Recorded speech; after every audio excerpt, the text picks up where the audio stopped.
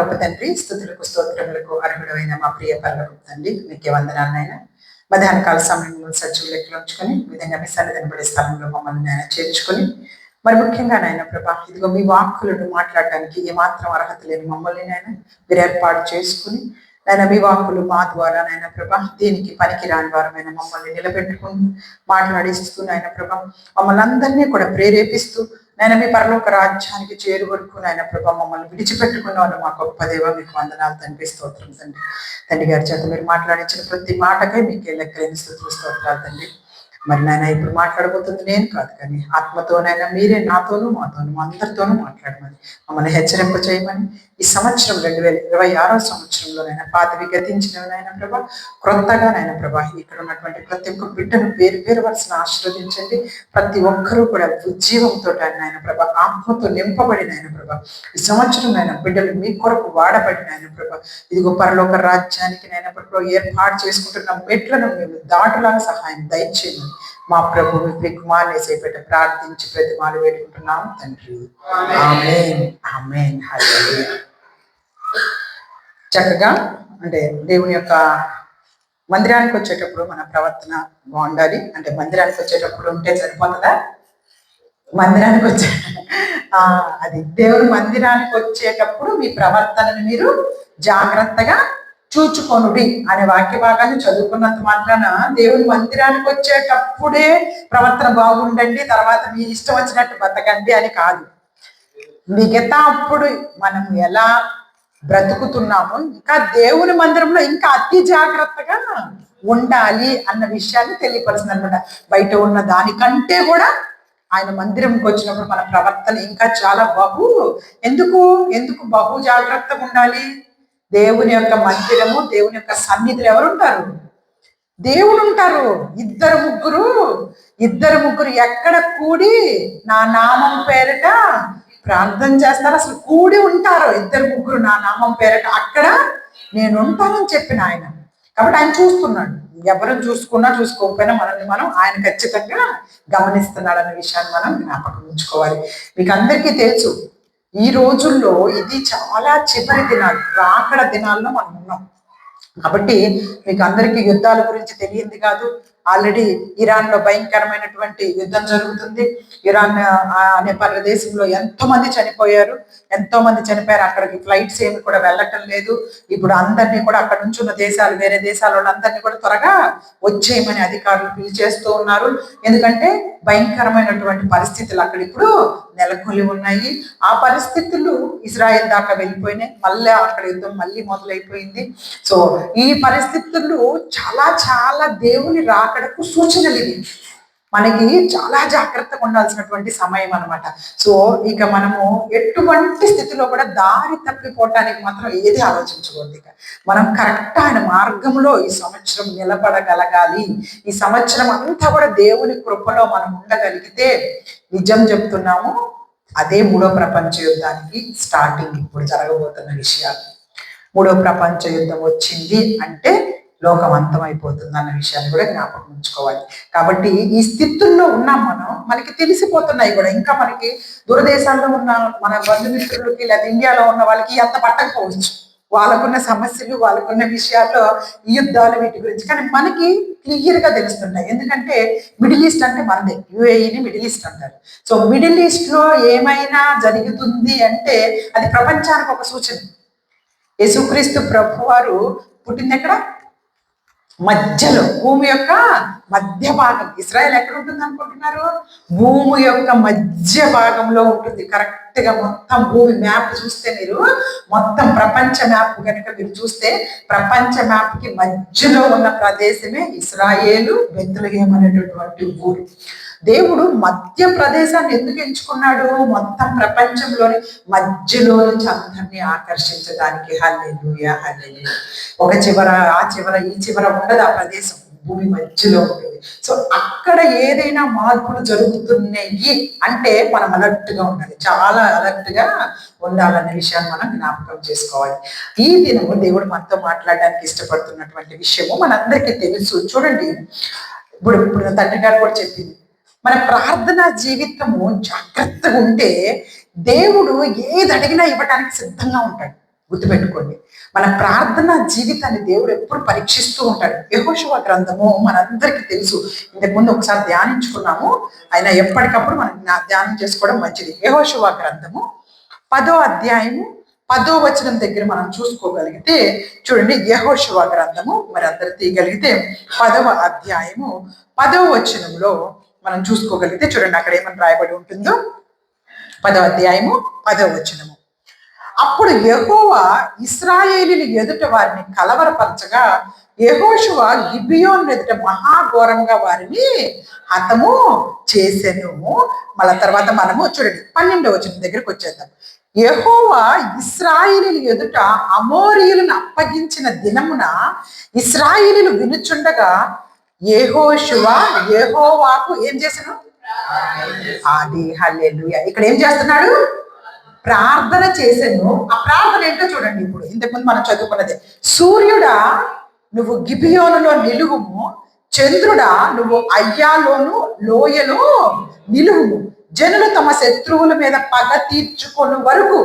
సూర్యుడు నిలిచెను, చంద్రుడు ఆగెను. హల్లెలూయా హల్లెలూయా. సూర్యుడు నిలిచిపోయాడంట ఒక దినం కదలకుండా.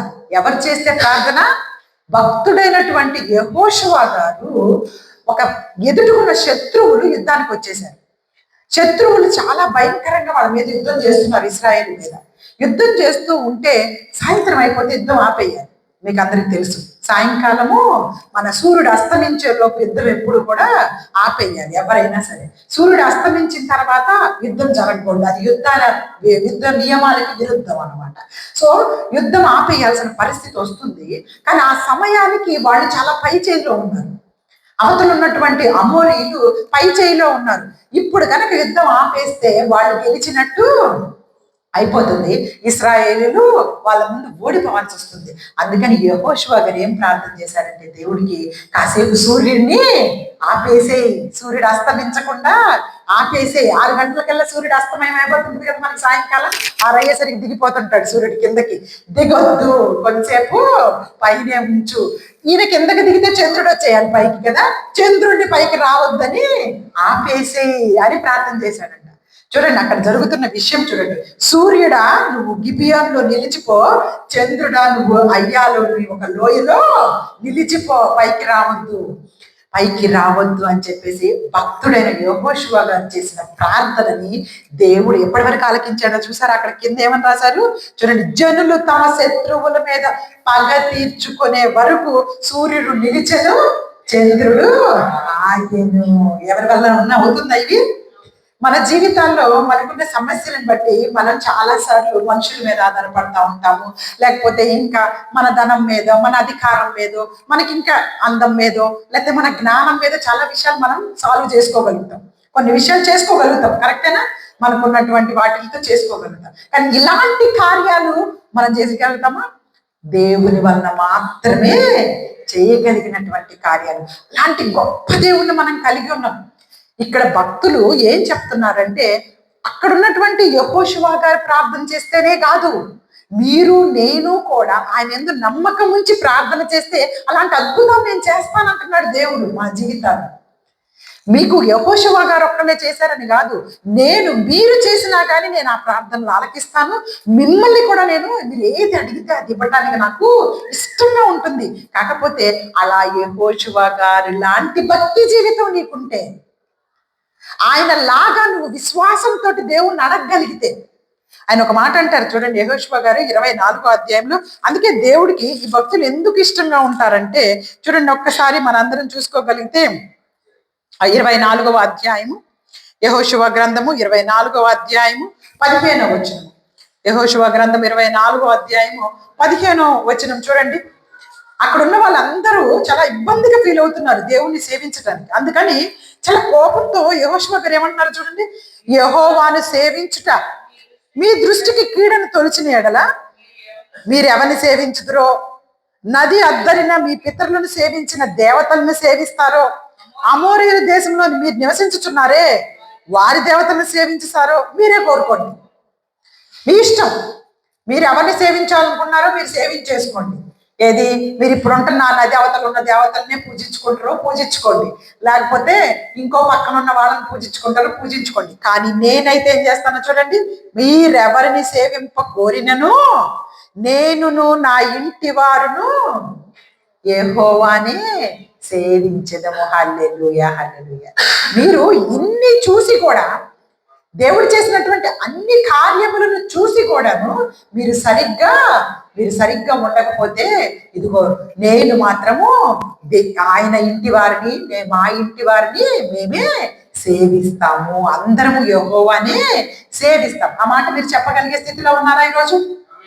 మీరు ఎవరినైనా ఏమైనా చేసుకోండి, కానీ నా జీవితంలో ఏ కష్టమన్నా రాని కానీ, నా జీవితంలో ఎట్లాంటి ఇబ్బంది వచ్చినా సరే కానీ, నేను మాత్రం యేసయ్యనే సేవిస్తాను, ఆయననే నమ్ముకుంటాను అనే మాట మనం ఈరోజు ధైర్యంగా చెప్పగలిగే వాళ్ళు ఉండాలి. దేవుడు అదే కోరుకుంటూ ఉన్నారు. యెహోషువ గారు లాంటి భక్తులు సూర్యుడిని ఆగిపోమంటే ఆగిపోయాడు, చంద్రుడిని ఆగిపోమంటే ఆగిపోయాడు, యుద్ధం గెలిచేదాకా, యుద్ధము శత్రువులు మొత్తాన్ని ఓడించేదాకా సూర్యుడు కదలలేదట. అది శాస్త్రవేత్తలు కూడా ఇప్పటికీ కూడా వాళ్ళ యొక్క హిస్టరీలో ఒక రోజు సూర్యుడు చంద్రుడు ఆగిపోయాడనే విషయాన్ని రాసుకున్నాడు. అది ఎందుకు ఆగిపోయారో, వాళ్ళు శాస్త్రవేత్తలు కాబట్టి, సైంటిస్టులు కాబట్టి, దేవుడిని ఒప్పుకోరు కాబట్టి వాళ్ళు అది దేవుడి వల్ల అని చెప్పరు. కానీ వాళ్ళు కొన్ని సంవత్సరాలు, వేల సంవత్సరాల క్రితం ఇలా జరిగిందని మాత్రం రాసి పెట్టుకున్నారు. హల్లెలూయా. చూడండి, ఎంత గొప్ప అద్భుతమైనటువంటి దేవుణ్ణి మనము కలిగి ఉన్నాము. చూడండి, సముద్రం మీరు ఎప్పుడైనా చూసారా? అందరం చూసామా? సముద్రానికి వెళ్ళి వస్తుంటాం కదా. ఇక్కడ కూడా ఎన్నిసార్లు వెళ్ళి వస్తుంటాం సముద్రానికి. సెలవులు వచ్చినప్పుడల్లా బీచ్కి వెళ్దాము, సముద్రానికి వెళ్దామని వెళ్ళొస్తానే ఉంటాం కదా. సముద్రము నిండినట్టు కనపడుతుందా, లేకపోతే చాలా లోపలికున్నట్టు కనపడుతుందా? ఇప్పుడు సముద్రము పైకి కనపడుతుందంటే అర్థం ఏంటి? ఒక గ్లాసులో నీళ్లు పైకి కనపడుతున్నాయంటే అర్థం ఏంటి? నిండినా, లేకపోతే ఇలా లోపలికి తొంగి చూస్తున్నాం మనం సముద్రాన్ని ఓ బావిలో చూసినట్టు చూడలే కదా. సముద్రం నీళ్ళన్నీ పైకి బాగా కనపడుతున్నాయంటే అర్థం ఏంటి?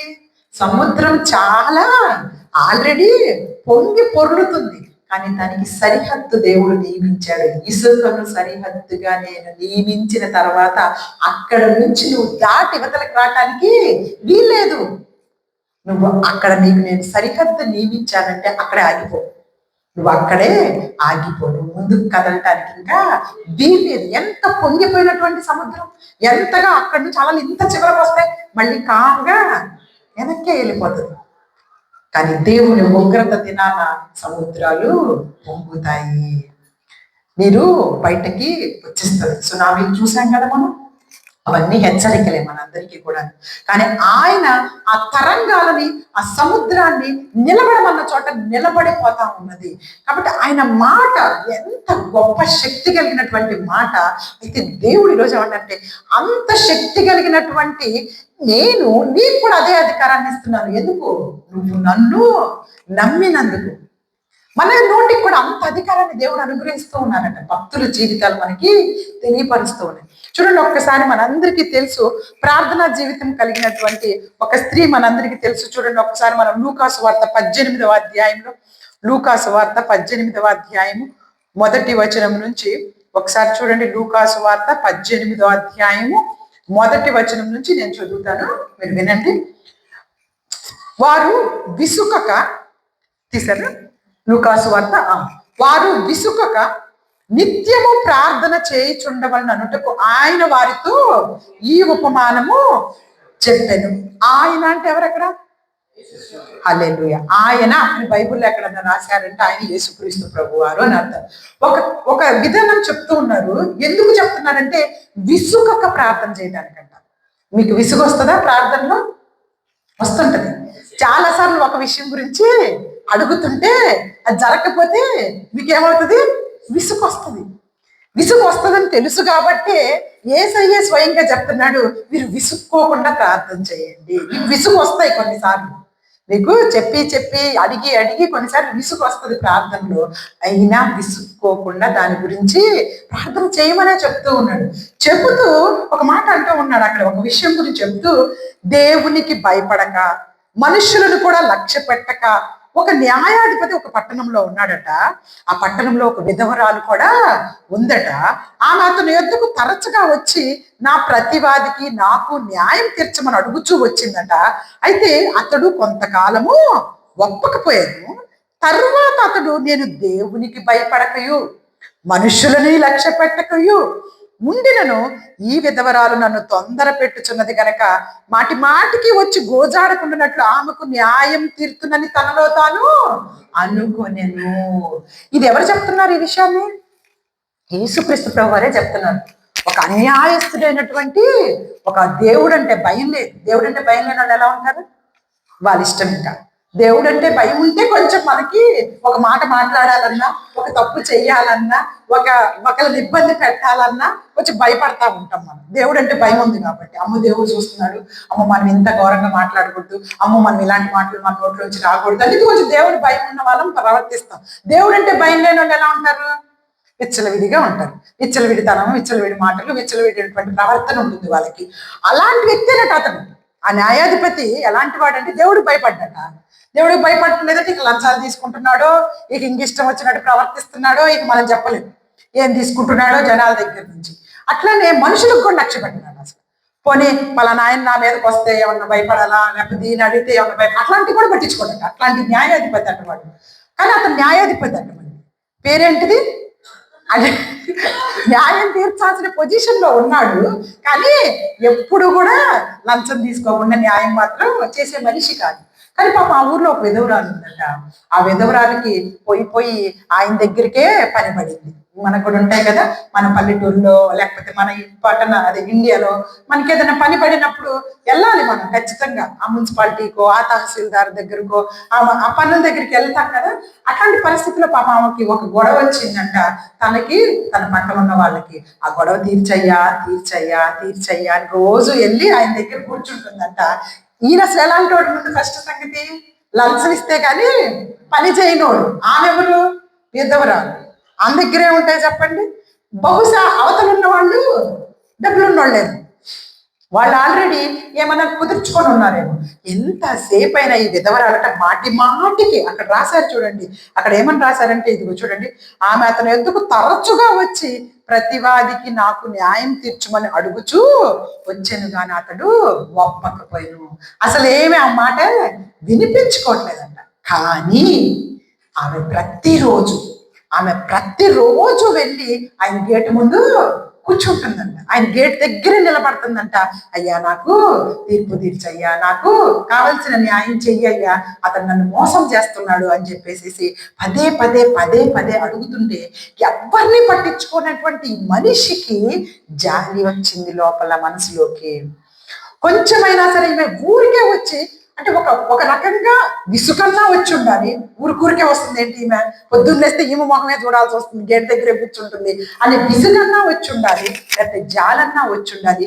ఏదైతే ఏమి ఆమెకి న్యాయం తీర్చేద్దాం అనుకున్నాడు. హల్లెలూయా. ఇంతకీ అతను ఎలాంటి వాడు? మంచి వ్యక్తి కాదు. అందుకే యేసు ఏమంటున్నారు చూడండి, ఆ మాట అంటూ చూడండి, మరియు ప్రభువు ఇట్లా, నేను 6వ వచనంలో, అన్యాయస్తుడైన ఆ న్యాయాధిపతి చెప్పిన మాట వినుడి, దేవుడు తాను ఏర్పరచుకుని వారు దివారాత్రులు తన గురించి మొరపెట్టుకొనుచుండగా వారికి న్యాయం తీర్చడా? చూడండి, తీర్చడా అంటే ప్రశ్న. ఆన్సర్ ఏం చెప్పాలి మనం? తీరుస్తాడు. అన్యాయంగా మాట్లాడుతున్న న్యాయాధిపతికే విసుగు వస్తుంది ఊరికి ఆమెను చూస్తుంటే. ఆమె అడుగుతున్న విషయాన్ని చేస్తే పోతుంది, అయిపోతుంది, ఇంకేమి రాకుండా ఉంటుంది అన్నట్టు. అలాంటిది న్యాయాధిపతి అయినటువంటి మన దేవుడు, నిజంగా న్యాయం తీర్చే మన దేవుడు, నువ్వు పదే ప్రార్థన చేస్తే నేను ఇవ్వనా నీకు అడుగుతున్నాడు. ఇస్తాను. ఇంకా అక్కడ ఒక మంచి మాట, మనం దాన్ని పట్టించుకోం కానీ ఎప్పుడు 7వ వచనంలో దేవుడు, చదవండి అందరూ, హల్లెలూయా. అక్కడే ఆగండి. దేవుడు తాను ఏర్పరుచుకున్నాడు మనల్ని ఎవరమో కాదు, మనము ఆయన ఏర్పరచుకున్న బిడ్డలము. నేను ఏర్పరచుకున్న బిడ్డలు. మరి నాకు ప్రార్థన పదే చేస్తే నేను ఎందుకు వినకుండా ఉంటాను? మీరే ఎందుకు అలసిపోతున్నారు ప్రార్థన చేయడంలో?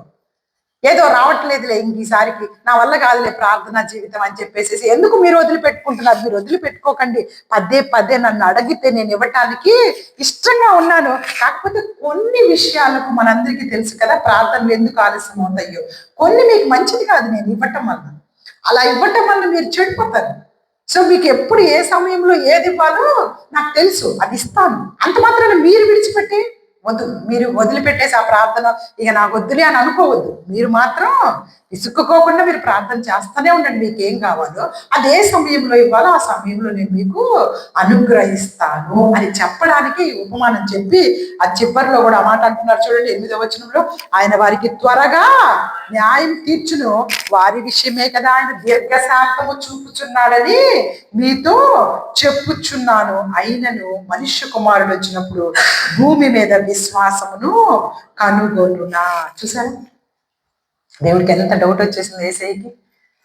నేను మీకోసమే అన్ని చేయాలనుకుంటున్నాను, మీకే అన్ని ఇవ్వాలనుకుంటున్నాను, మీరు ప్రార్థన చేస్తే నేను ఇద్దాం అనుకుంటూ ఉన్నాను, కానీ మళ్ళీ నేను తిరిగి వచ్చే టైంకి అసలు విశ్వాసంగానే వాళ్ళు ఉంటారంటారా? ఇట్లనే ప్రార్థన చేయటంలో విసిగిపోయి తప్పిపోతారా అందరూ? అసలు విశ్వాసం నేను కనుగొంటానా? ఒక విశ్వాసాన్ని నాకు మిగులుతాడా అని దేవుడు ఆశ్చర్యమైన ప్రశ్న అక్కడ అడిగి వెళ్ళిపోతున్నాడు. అలాంటి స్థితిలో మనం ఉండకూడదు. విశ్వాసిగా నేనుంటానయ్యా, నేనుంటానని మనము చెప్పగలిగే వారిలోకి ఉండాలి. ఇంకా అబ్రహాం గారు చేసినటువంటి ప్రార్థన కూడా మనందరికీ తెలుసు కదా. చూడండి, అబ్రహాం గారితో పాటు వచ్చినటువంటి వ్యక్తి ఎవరు? అబ్రహాం గారి వాళ్ళ అన్నయ్య కొడుకు ఎవరు? లోతు. మర్చిపోతాం. అబ్రహాం గారు కుటుంబం, లోతు కుటుంబం అందరూ కలిసి ఆ దేశం నుంచి బయటకు వచ్చారు. దేవుడు ఆ ప్రదేశాన్ని, ఏ ప్రదేశాన్ని నాశనం చేయాలనుకున్నాడు? సొదొమ గొమొర్రా మీదకు అగ్నిని రాజేయాలనుకుంటున్నప్పుడు అబ్రహాం గారు దేవుడి దగ్గరికి వెళ్ళి ఎవరి గురించి ప్రార్థన చేశారు చెప్పండి? తన బాబాయ్ కొడుకు అయినటువంటి, అన్నయ్య కొడుకు అయినటువంటి బాబాయ్ అవుతాడు. అబ్రహాం గారిని బాబాయ్ అని పిలవాలి. లోతు అన్నయ్య కొడుకు. లోతు కుటుంబము మీద అగ్ని ఎక్కడ కుమ్మరించబడితే అంటే ఆ ప్రదేశం అంతా నాశనం చేస్తానని దేవుడు ముందే చెప్పేశాడు అబ్రహాంకి. ఆ ప్రదేశంలో చాలా పాపం జరుగుతుంది, చాలా వ్యభిచారం జరుగుతుంది, నాకు ఇష్టం లేదు ఈ ప్రదేశాన్ని, నేను నాశనం చేయబోతున్నానని దేవుడు ముందుగా అబ్రహాం గారికి చెప్తే అబ్రహాం గారు మోకరించి దేవుడితో బతిలాడుకుంటున్నారు. ఏమని బతిలాడుకుంటున్నారు మీకు అందరికీ తెలుసా? అయ్యా, ఆ ప్రదేశంలో 50 మంది మంచోళ్ళు ఉంటే ఆ ప్రదేశాన్ని నాశనం చేయకుండా ఆపుతావా అని అడుగుతున్నాడు దేవుడు. దేవుడు అన్నాడు, సరే 50 మందిని తీసుకురాపో అన్నాడు. 50 మంది ఆ ఊరు మొత్తం తిరిగి 50 మంది మంచోళ్ళు ఉంటే నేను ఆ దేశాన్ని ఏం చేయను అన్నాడు. అబ్రహాం పాపం పొద్దున్న నుంచి సాయంత్రం దాకా తిరిగి వచ్చారు. 50 మంది మంచోళ్ళు ఎవరు కనపడలేదు. ఎవరి దగ్గరికి వెళ్ళి మాట్లాడుతున్నా వాళ్ళు వాటి గురించే మాట్లాడుతున్నారు. వాళ్ళు మాటలే విచారపు మాటలు. అక్కడ భయంకరమైన చిన్నల నుంచి పెద్దల దాకా అని రాయబడి ఉంటుంది. సొదొమ గొమొర్రా ప్రాంతంలో చిన్న పిల్లల దగ్గర నుంచి పెద్ద వాళ్ళ దాకా వ్యభిచారంలో మునిగి తేలుతున్నారంట ఆ రోజు. అందుకే దొరకల. మళ్ళీ వెళ్ళమన్నాడు దేవుడు. మళ్ళీ వెళ్ళారు. 40 మంది అన్న మంచోళ్ళు ఉంటారని ఎత్తుకొచ్చాడు ఊరంతా. 40 మంది కూడా మంచోళ్ళు లేరు. ఆఖరికి 30 మంది ఉంటారేమో దేవా, 30 మంది ఉంటే ఆ దేశాన్ని ఏం చెయ్యకన్నాడు. సరే 30 మందిని తీసుకురా అన్నాడు దేవుడు. 30 మంది కూడా దొరకను. 20 మందికి దిగాడు. 20 మంది కూడా దొరకను. చివరికి ఎంతమంది అడిగాడు? 10 మంది ఉంటే దేవా ఆ దేశాన్ని కాపాడతామంటే, సరే పో 10 మందిని తీసుకురా అంటాడు దేవుడు. 10 మంది కూడా దొరకల. అప్పుడు ఆఖరికి ఏమనంటే లోతు కుటుంబాన్ని కాపాడుదేవా అని చెప్పేసి అడిగాడు. చూడండి, ప్రార్థన జీవితంలో తనతో పాటు వచ్చినటువంటి ఆ కుటుంబాన్ని రక్షించమని దేవుడిని ప్రార్థన చేసుకుంటున్నాడు అబ్రహాం గారు. అబ్రహాం గారి ప్రార్థన ఆలకించే లోతు భార్యను, పిల్లల్ని కూడా బయటికి తేవాలని చూశాడు. కానీ లోతు భార్య ఏం చేసింది? వెనక్కి తిరిగి చూసి ఉప్పు స్తంభం అయిపోయింది కదా. కానీ దేవుడు ఎవరి ప్రార్థన ఆలకించాడు? ఇక్కడ వినయ విధేయతలతోటి తన మాట చొప్పున నడుచుకుంటున్న అబ్రహాం గారి ప్రార్థన ఆలకించి లోతును కాపాడాడు. ఇది మనం గమనించాల్సింది. నా జీవితం కొరకు ఎవరో ప్రార్థన చేస్తున్నారు. నీ ప్రార్థన ఒక్కటే కాదు నిన్ను కాపాడుతుంది. నీ కోసం, నా కోసం ఎవరో మోకరించి ప్రార్థిస్తున్నారు. ఆ ప్రార్థన వల్లే ఈరోజు నువ్వు నేను దయతోటి, ఆయన కృపతోటి కాపాడబడుతున్నాం. ఇది మన గొప్పతనం కాదు. మన కొరకు ఒకరు ప్రార్థించే వాళ్ళు ఉండటం అంటే ఈ లోకంలో అది ఎంత ధన్యత తెలుసా? అది ఎంతో గొప్ప మార్గం మీకు అందరికీ కూడా, మనందరికీ కూడా. అట్లానే మనందరికీ తెలుసు ప్రార్థన యొక్క గొప్పతనాన్ని ఇక్కడ చెబుతూ ఉన్నాను. అబ్రహాం గారి ప్రార్థన వల్ల ఆ సొదొమ గొమొర్రా మొత్తం కాలిపోయిన ఇప్పటికీ కూడా ఇస్రాయేల్ వెళ్ళిన వాళ్ళకి తెలుస్తుంది, ఇస్రాయేల్ చోటాకి వెళ్ళిన వాళ్ళకి తెలుస్తుంది. ఆ సొదొమ గొమొర్రా ప్రాంతం మీద దేవుడు కురిపించిన అగ్ని ఆకాశం నుంచి అదొక సోడియం కూడా కాదు, దాని పేరు ఏమంటారంటే సల్ఫర్. సైన్స్ లో సల్ఫర్ అంటారు. సల్ఫర్ కి కాలే స్వభావం ఎక్కువ. ఆ సల్ఫరు భూమిలో కూడా దొరుకుతుంది చాలా చోట్ల. ఈ భూమిలో దొరికే సల్ఫర్ను ఉపయోగించి అనేకమైన పనులు శాస్త్రవేత్తలు ఇక్కడ చేస్తున్నారు. కానీ ఆకాశం నుంచి వచ్చిన సల్ఫర్ అంట అది అసలు భయంకరమైనటువంటి కాలే స్వభావంతో ఉందట. ఇప్పటికీ ఆ ప్రదేశంలో ఇంత మొక్క కూడా పెరగదు. ఎప్పుడు ఆదాము కాలం, ఎప్పుడు ఆది కాండం జరిగింది, ఇప్పుడు మనం ఉన్నాము. ఏసయ్య పుట్టే 2025 సంవత్సరాలు అయింది. ఏసయ్య పుట్టక ముందు 4000 సంవత్సరాల చరిత్రకు ముందు జరిగిన విషయాలు. అంటే మొత్తం 6000 సంవత్సరాలకు ముందు పడినటువంటి ఆ యొక్క సల్ఫరు ఆకాశం నుంచి ఇప్పటికీ అక్కడ ఏమి పండదు. అసలు ఇలా పట్టుకుంటే కూడా వెళ్ళి ఇలా రాలిపోతా ఉంటదంట ఆ ఇసుకలాగా. ఆ సల్ఫర్ ఇప్పటికీ సల్ఫరే అక్కడ ఉంది. ఇంకా అప్పటిది ఎన్ని వర్షాలు పడి ఉంటాయి, ఎన్ని జరిగి ఉంటాయి. కానీ దేవుడు దాన్ని ఇంకా గుర్తుగానే ఉంచి ఉన్నాడు ప్రపంచానికి. వెళ్ళిన ప్రతి ఒక్కళ్ళు చూసొస్తారు. ఇస్రాయల్ డాడీ వాళ్ళు వెళ్ళి చూసొచ్చారు. చూడండి, అలాగే దేవుడు ప్రార్థన జీవితం మొదటి రాజుల గ్రంథంలో ఒక్కసారి చూడండి. మొదటి రాజుల గ్రంథము 18వ అధ్యాయం. మనందరికీ తెలిసినటువంటి ప్రార్థన జీవితాల్లో కలిగినటువంటి ఒక భక్తుడి యొక్క ప్రార్థన మనం చూడుకోగలిగితే చూడండి, మొదటి రాజుల గ్రంథము 18వ అధ్యాయం. అక్కడ చూడగలిగితే ఇక్కడ ఏం జరుగుతుందో తెలుసా? నేను ముందుగా చెప్పేస్తాను, చెప్పిన తర్వాత మీకు 30వ వచనం దగ్గరికి వచ్చేయండి. 30వ వచనం దగ్గర అలా పెట్టుకొని ఉండండి. చూడండి, ఇక్కడ ఏం జరుగుతుంది అంటే ఒక రాజు ఒక రాణి ఉన్నారు. వీళ్ళిద్దరూ చాలా చెడ్డ రాజులు, చెడ్డ రాణి. ఆమె ఆ రాజు వీళ్ళందరూ కూడా యెహోవాను దేవుణ్ణి సేవించకుండా ఒక ఎంత భయంకరమైనటువంటి విగ్రహాలను పెట్టి దేవుని మందిరంలోనే భయంకరమైనటువంటి విగ్రహాలను పెట్టి వాళ్ళని ఆరాధిస్తున్నారట. ఆరాధించమని మళ్ళీ ఇశ్రాయేలీయులందరినీ కూడా హెచ్చరింపజేస్తున్నారట. ఆ సమయంలో ఏలియా అనేటటువంటి భక్తుడు వాళ్ళకి ఎదురు తిరిగాడు. మీరు ఏం చేస్తున్నారు అసలుకి? ఇక్కడ ఎవరిని సేవించాలి? ఇక్కడ సేవించాల్సినది యేసయ్యని, దేవుణ్ణి మాత్రమే. అయితే మీరు ఇన్ని విగ్రహాలను తీసుకొచ్చేస్తున్నారు, ఇది ఎంత తప్పు అని ఇంకా వాళ్ళు ఏం చేస్తున్నారు తెలుసా? ఆ విగ్రహాలని పూజ చేయటానికి ఒక 450 మంది బయలు ప్రవక్తలను కూడా తీసుకొచ్చేసారంట. అంటే ఆ పూజలు అవి చేసేదానికి 450 మంది. ఇటు పక్క దేవుడి కోసం ఎంతమంది నిలబడ్డారు? ఒక్కడే. ఇటు పక్క ఏలియా భక్తుడు ఒక్కడే నిల్చున్నాడు. ఇటు పక్క ఎంతమంది ఉన్నారు? 450 మంది ఎదురు నిలుచుకున్నారు. ఆ సమయంలో ఏలియా గారు చేసినటువంటి ప్రార్థన చూడండి, ఆయన నోట్లో ప్రార్థన ఉండగానే అక్కడ ఆ కార్యం జరిగిపోతుంది అనమాట. చూడండి 30వ వచనంలో, అప్పుడు ఏలియా నా దగ్గరకు రండని జనులందరితో చెప్పగా జనులందరూ అతని దగ్గరికి వచ్చిరి.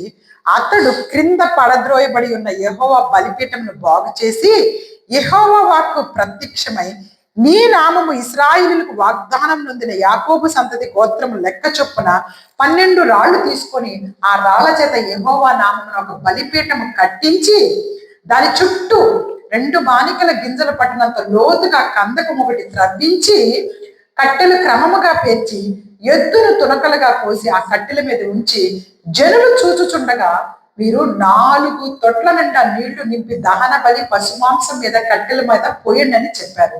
అదైన తర్వాత 2వ మారు కూడా ఆ ప్రకారమే చేయడని చెప్పారు. 2వ మారు కూడా అలాగే చేసింది. 3వ మారు కూడా చేయించుండగా వారు 3వ మారు చేసింది. అప్పుడు ఆ నీళ్లు బలిపీఠము చుట్టూ పొర్లి పారాడు, మరియు అతని కందకమును కూడా నీళ్లతో నింపాడు. ఇప్పుడు చూడండి 36వ వచనం. అస్తమయ నైవేద్యం అర్పించు సమయంలో ప్రవక్తగా ఏలియా దగ్గరకు వచ్చి ఇలాగూ ప్రార్థన చేసెను. హల్లెలూయా. 38వ వచనం చూడండి. అతడు ఇలాగూ ప్రార్థన చేయుచుండగా యెహోవా అగ్ని దిగి దహన బలిని, పశువులను, కట్టెలను, రాళ్లను, బుగ్గిని దహించి కందకమందున నీళ్లను ఆవిరి చేసెను. అక్కడ ఏం జరిగిందో తెలుసా? అంతకు ముందున్న వాళ్ళేమో మా దేవుడే గొప్ప, మా దేవతలే గొప్ప అని ఊగిపోతున్నారంట. అదే పనిగా ఊగిపోతా ఉంటే అక్కడ జరిగింది ఏంటంటే, ఏలియా గారు ఏమన్నారంటే, సరే మీ దేవుడే గొప్ప అయితే మీరు ఆ యొక్క పశు మాంసాన్ని కాల్చండి, దేవుని అంటే ఏం చేయొద్దు, మీరు మీ దేవుని పిలవండి, ప్రార్థన చేయండి, మీ దేవుడు నిజమైన దేవుడు అయితే ఆయనే వచ్చి ఆ మాంసాన్ని కాల్చేయాలి అంటే, వాళ్ళంటే ఆ ముందు వచనంలో చూడండి, వాళ్ళంటే ఎట్లాగా పిలుస్తున్నారో చూడండి. 26వ వచనంలో వారు వేరే వేరే సంబంధించిన వారు తమకు ఇయ్యబడిన ఎద్దును తీసుకొని సిద్ధం చేసి ఉదయం మొదలుకొని మధ్యాహ్నం దాకా ఆ దేవుడి పేరు ఏంటంటే బయలు అంట. బయలా మా ప్రార్థన వినుమని బయలు పేరుని పెట్టి ప్రార్థన చేసిరు కానీ ఒక మాట అయినా ప్రత్యుత్తరం ఇచ్చేవాడు లేకపోగా వారు తాము చేసిన బలిపీఠం వద్ద గంతులు వేయ మొదలెట్టారంట. డాన్స్ కూడా చేస్తున్నారంట. పశువు ఇట తగలపడిపోవాలి, రా రా రా అని చెప్పేసి పిలుస్తున్నారంట. 27వ వచనం కూడా చూడండి. అప్పుడు ఏలియా ఏమంటున్నాడు తెలుసా? అప్పుడు ఏలియా మంచి భక్తుడు కదా, ఆయన తిడుతున్నాడు. మధ్యాహ్నం కాగా ఏలియా వాడు దేవుడే ఉన్నాడు, పెద్దలు కేకలేయండి, వాడు ఒకవేళ ధ్యానం చేయుచున్నాడేమో, దూరంగా ఉన్నాడేమో, ప్రయాణం చేస్తున్నాడేమో, వాడు నిద్రపోచున్నాడేమో, లేపండి అని అపహాస్యం చేస్తున్నాడు. ఇక్కడ ఎవరు? దేవుడి భక్తుడు. దేవుడి భక్తుడు అన్నాడు, పాపం మీరు పిలుస్తున్న దేవుడు ఎవరో తిరిగి రావట్లేదు, నిద్రపోతున్నాడా ఏంటి, పిలవండి తొందరగా, పెద్ద పెద్దగా అంటుంటే వాళ్ళంటే ఇంకా కేకలు వేస్తున్నారండి. 28వ వచనం చూడండి. వారు మరి గట్టిగా కేకలు వేయచ్చు రక్తం కారు మట్టుకు తమ మర్యాద చొప్పున కత్తులతో శస్త్రములతో దేహాన్ని కోసుకుంటున్నారంట. అంటే ఇలా కోసుకుంటారు చూసారా, కొంతమందిని అలా కోసుకుంటూ పిలుస్తున్నారంట, రా రా రా రా అని. ఎంతసేపు పిలిచినా కానీ అక్కడ ఏ దేవుడు లేడు కాబట్టి ఆ దేవుడు ఏమి రాలేదు, ఆ మాంసము అవ్వలేదు. కానీ ఏలియా గారు చేసింది ఏంటో తెలుసా? అసలు మొత్తం నీళ్ళతో నింపేశాడంట. అంటే మాంసం కూడా తడిచిపోయే అంతగా. ఆ కట్టినటువంటి, మీకు తెలుసు ఆ హోమాలు అవి చేసేటప్పుడు ఎట్లా కడతారు, మధ్యలో మంట వచ్చి దాన్ని చుట్టూ ఇట్లా తవ్వుతారు కదా, అట్లా అటన్నిటిని కూడా నీళ్లతో నింపేశారంట. అంటే నీళ్లతో ఉన్నప్పుడు అసలు అగ్ని వచ్చింది అక్కడికి? అన్ని నీళ్లతోటి నింపిన తర్వాత కూడా 38వ వచనంలో ఏమని రాశారు చూడండి.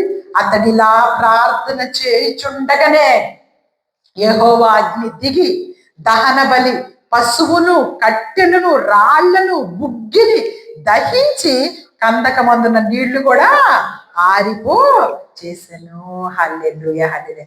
ఇక్కడ ఏం జరుగుతుంది? ప్రార్థన చేయుచుండగానే అద్భుతం జరిగింది.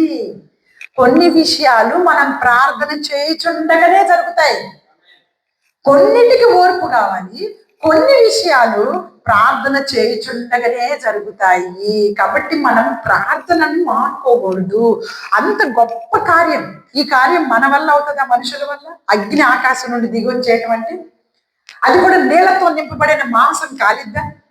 పోనీ ఆ మొత్తం నీళ్లు కూడా ఆరిపోయినాయి అంటే చుట్టూ. ఆ కందకం అంటే అర్థం ఏంటంటే లోపలికి తవ్విన గొయ్యి, ఆ గొయ్యిలో నీళ్లు నింపేశారు. అవి కూడా మొత్తం ఆరిపోయినంతగా దేవుడు అగ్నిని పంపించాడు. కాబట్టి ఈ ప్రార్థనా జీవితము భక్తులకి దేవుడు అనుగ్రహించినప్పుడు, ఇక కొత్త నిబంధనలోకి వస్తే మనకు తెలియదు. ఇది పాత నిబంధనలో విషయాలు. కొత్త నిబంధనలో 12 సంవత్సరాల నుంచి రక్తస్రావం కలిగినటువంటి స్త్రీ దేవుడు దగ్గరకు వచ్చి రాగానే స్వస్థపడిందా లేదా? ఆయన ప్రార్థన ఆలకించి దేవుడు ఏమన్నాడు? నువ్వు నీ విశ్వాసము గొప్పది. హల్లెలూయా. అలాగే తన బిడ్డ గురించి ఒక స్త్రీ ప్రార్థన చేస్తుంది, మనందరికీ తెలుసు కదా, సునేమీరా. ఆమె ప్రార్థన చేసినప్పుడు ఆ బిడ్డకి బాగుపడగానే దేవుడు ఏమంటాడు తెలుసు? నువ్వు కోరినట్టే నీకు జరుగునుగాక. హల్లెలూయా. ఆయన మాటతోటి అనేక మంది స్వస్థత పడతాం. ఇప్పుడు మన జీవితంలో కూడా నువ్వు ప్రార్థన చేయగానే నువ్వు కోరినట్టే నీకు జరుగునుగాక. హల్లెలూయా. ఇప్పుడు దేవుడు అదే మాట మనందరితో మాట్లాడుతూ ఉన్నాడు. దానిని మనం, ఆ వాగ్దానాన్ని మన మనసులోకి తీసుకోండి. ఇక్కడ ఏలియా భక్తుని జ్ఞాపకం చేసుకోండి. మీరు మోకరించి ప్రార్థించేటప్పుడు చెప్పండి, దేవా, యెహోషువ గారు ప్రార్థించినప్పుడు మీరు సూర్యుడిని ఆపేశారే, మరి నా జీవితంలో ఈ కార్యాన్ని కూడా నాకు జరిపించండి అని ప్రార్థించండి. ఇదిగో ఇక్కడ ఈ యొక్క ఏలియా గారు ప్రార్థన చేస్తుంటే అగ్ని దహించి వేసిందే, ప్రార్థన చేయించుండగానే మరి నా జీవితంలో కూడా నేను ప్రార్థన చేయించుండగానే అద్భుతం చేయండి. నేను ఇది అడుగుతున్నాను. మీ పట్ల, నాకు ఇది చెయ్యమని మీరు మోకరించి అడగండి, నేను అడిగితే ఇస్తానని చెప్తున్నాడు దేవుడు. వాళ్ళకి చేశాను కానీ అదేదో అప్పుడు అనుకోకుండా చేశాను, ఇప్పుడేం చేయను అంటలే దేవుడు. అప్పుడు ఏదో గబక్కని చేశాను కానీ ఇప్పుడేం చేయండి కానీ ఆయన అనే దేవుడు కాదు, మనుషుల మాట మార్చే దేవుడు కాదు, ఇప్పుడు చేస్తా అప్పుడు చేస్తా అనేసి. కాబట్టి ఖచ్చితంగా మన ప్రార్థనా జీవితంలో ముందుకు సాగాలి. ఇంకొక వచనం చూపించి ముగిస్తాను చూడండి ఒకసారి. మొదటి సమూయేలు గ్రంథము 15వ అధ్యాయము 22వ వచనం చూడండి. మొదటి సమూయేలు గ్రంథము 15వ అధ్యాయము 22వ వచనం. అందుకు సమూయేలు తాను సెలవిచ్చిన ఆజ్ఞను ఒకడు గైకొనుట వలన యెహోవా సంతోషించినట్లు ఒకడు దహన బలులు అర్పించటం వలన ఆయన సంతోషించిన. ఆలోచించు, బలులు అర్పించట కంటే ఆజ్ఞను గైకొనుటయు పొట్టేళ్ల క్రొవ్వు అర్పించట కంటే మాట వినుటయు శ్రేష్టము. ఈ వచనం బాగా గుర్తుపెట్టుకోండి.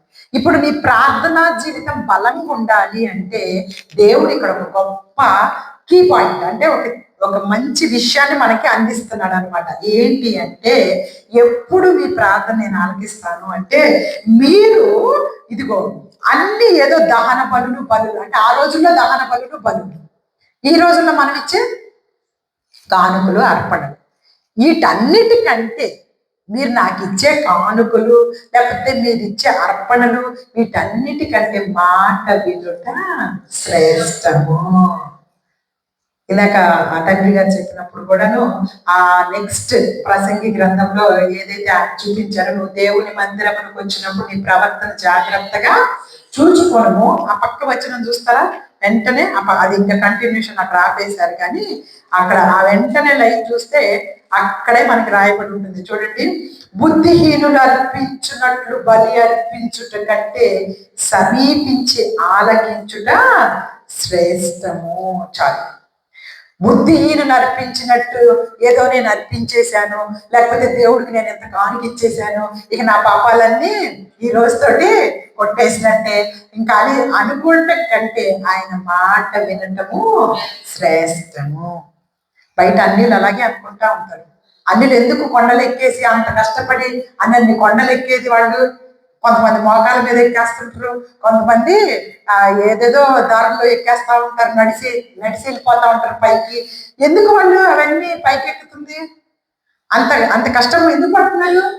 పాపాలు క్షమించబడతాయని, వాళ్ళ పాపాలు క్షమించబడతాయని మేము కాళ్ళ మీద పైకి ఎక్కుతాము, అక్కడికి వచ్చి 1,00,000 రూపాయలు ఇస్తాము, ఎంతెంతో డబ్బులు. ఇక్కడ మన దేవుడు క్లియర్ గా చెప్తున్నారు, మీరు బలులు అర్పించుట కంటే నా మాట వినుట శ్రేష్టము. మీరిచ్చే బలుల కోసం, మీరిచ్చే కానుకల కోసం ఇక్కడ నేనేమి రెడీగా నాకేదో డబ్బులు తక్కువయ్యి మీరు అందరు డబ్బులు ఇస్తారంటే తీసుకోవాలని కాదు. మీరు మాట వింటే చాలు, మీ జీవితాల్లో అద్భుతాలు జరుగుతాయి. మీరు ఇచ్చే కానుకల విషయాల కాదు, దేవుడు మరీ ముఖ్యంగా మనతో మాట్లాడుతూ ఉన్నారు. మీరు మాట వింటే నాకు శ్రేష్టము. అలాంటి జీవితాల్లో మనము వెళ్ళిపోవాలి. దావీదు గారి కీర్తనల్లో, మీరు కీర్తనలు బాగా చదువుకోండి. మీరు కీర్తనలు రాత్రికాల సమయం మందు 1వ కీర్తన నుంచి మొదలుపెట్టి ప్రతి దినము ఒక అధ్యాయం చదువుకోండి. పొద్దున కాల సమయం మందు సామెతలు మొదట ఒక అధ్యాయం చదువుకోండి.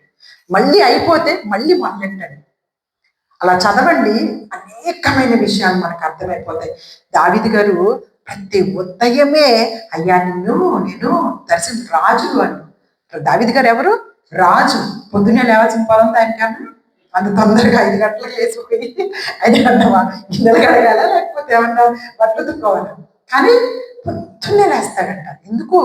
దేవునితో మొట్టమొదటి మాటలు మాట్లాడుకోవడానికి. ప్రార్థన చేసుకున్న తర్వాతనే పని మొదలు పెడతాం. మధ్యాహ్నం చేయకూడదా అంటే చెయ్యొచ్చు, కానీ మధ్యాహ్నం లోపల నువ్వు ఎన్నో పనులు చేసేస్తావుగా. ఈ పనుల్లో నువ్వు సరిగ్గా చేసుకోలేవు దేవుని దగ్గర మొరపెట్టుకోకుండా. ఆ మధ్యాహ్నం చేయకూడదా ఏంటండి ప్రార్థన అంటే చెయ్యండి, మధ్యాహ్నం కూడా చెయ్యండి, కానీ మధ్యాహ్నం లోపల జరిగే కార్యాల్లో దేవుని యొక్క తోడు లేకపోవచ్చేమో మీకు. అందుకే ఉదయకాల సమయం అంతే మోకరించి ఆయన దగ్గర దినమంతా నాకు తోడు ఉంటాయి. చిన్న ప్రార్థనే, ఏమో దీర్ఘంగా చాలాసేపు చేయాల్సిన పని లేదు. నీకు సమయం ఉన్నప్పుడు నీ గదిలోకి వెళ్ళి తలుపేసుకొని చాలాసేపు చేసుకోవచ్చు. కానీ ఉదయకాల సమయంలో ఈ దినమంతా నువ్వు నాతో ఉండయ్యా, ఈ దినమంతా నా ఆలోచనలు నువ్వు తీసుకో, నా మార్గం అంతా నువ్వే నడిపించు అని ప్రార్థన చేసుకొని మొదలెట్టండి. ఆ దినం ఎంతో సంతోషంగా మీకు గడిచిపోతుంది. ఎన్నో విషయాల్లో దేవుడు మిమ్మల్ని ఆశీర్వదిస్తాడు. కాబట్టి ఈ దినం మన జీవితాల్లో చూడండి, ఆయన చేసినటువంటి పరిచర్య మరణాన్ని జయించినటువంటి దేవుడు కదా. ఎలాంటి దేవుడు మనం కలిగి ఉన్నాం? మరణాన్ని జయించిన దేవుడు. అరణ్యంలో వాళ్ళకి మన్నాను కురిపించిన దేవుడు. అరణ్యంలో ఎక్కడన్నా ఆహారం దొరుకుతుంది? అది కూడా ఎంతమందికి? దగ్గరగా 6 లక్షల మంది మగవాళ్ళు మాత్రమే లెక్క. ఆడవాళ్ళు పిల్లలు లెక్క పెట్టలేదు ఆ దినాల్లో. సో 6 లక్షల మంది మగవాళ్ళు ఉన్నారంటే కనీసం 4 లక్షల మంది కన్నా పెళ్ళి అయి ఉంటే భార్యలు ఉండుంటారు, 4 లక్షల మందితో భార్యలు ఉండుంటే పిల్లలు ఉండుంటారు. ఈ మొత్తం కలిపి అందరి లెక్క ప్రకారం 24 లక్షల మంది ఉంటారని లెక్క అంట ఆ దినాలు. 24 లక్షల మందిని ఒక వ్యక్తి నడిపిస్తూ వాళ్ళందరికీ భోజనం ఏర్పాటు చేయడం అంటే ఎన్ని రోజులు? 40 సంవత్సరాలు. ఒక్క రోజు కాదు, 2 రోజులు కాదు, 20 లక్షల మందికి 40 సంవత్సరాలు వాళ్ళ బట్టలు పాతబడలేదంటే, చెప్పులు అరిగిపోలేదంట. అలాగే కొత్త బట్టలు కొనుక్కోవడానికి పక్కనే షాపింగ్ మాల్స్ లేవు. గబుక్కున ఇంకా 2 రోజులు వేసుకున్నాం బట్టలు తీసి ఇంకోటి కొనుక్కుందామంట. వాళ్ళు వేసుకున్న బట్టలే అవి పాడవకుండా నడిపించగలిగిన గొప్ప దేవుడు. అది కూడా ఎక్కడ? సిటీలో కాదు, అరణ్యంలో. ఎంత గొప్ప దేవుణ్ణి మనం కలిగిన మర్చిపోకూడదు ఇవన్నీ కూడా. సముద్ర తరంగాలను అణిచివేయగలిగినటువంటి దేవుడు, మరణాన్ని జయించిన దేవుడు, అరణ్యంలో ఆహారాన్ని ఇచ్చినటువంటి దేవుడు, ఎడారిలో నీళ్లు పంపించినటువంటి దేవుడు. ఈ ప్రదేశం అంతా ఏంటిది? ఒకప్పుడు ఎడారేనా? ఇప్పటికీ ఎడారే. కానీ ఇందులో ఇంత విచ్చలవిడిగా నీళ్లు ఇండియాలో కూడా ఖర్చు పెట్టాం మనం. ఇంత ఇండియాలో కూడా పైపులు రాకుండా ఉంటాయి, లేకపోతే నీళ్ళలాగా రావేమని భయపడే పరిస్థితులు ఉన్నాయి మన ఊర్లలో. కానీ ఇక్కడ మనం విచ్చలవిడిగా నీళ్లు వాడుతూనే ఉండే విధంగా ఎడారిలో నీళ్లు ఎక్కడి నుంచి వచ్చినాయి ఇవన్నీ కూడా. అంత గొప్ప దేవుడు ప్రతి విషయాన్ని మనలో, ప్రతిదీ మనం ఎక్కడ ఉంటాం, ఏం కావాలి వీళ్ళకి అని చెప్పేసి అనుగ్రహిస్తున్న దేవుడిని మనం కలిగి ఉన్నాం. కాబట్టి భయపడొద్దు. 2026 సంవత్సరంలోకి వచ్చేసాము. చాలా ధైర్యంగా ముందుకు సాగుదాము. చాలా చక్కగా మనందరము కూడా దేవుళ్ళు ఎదగాలని కోరుకుంటూ జీవాక్యాన్ని దేవుడు ఆశీర్వదించి దీవించును కాక. Amen, amen. God bless you.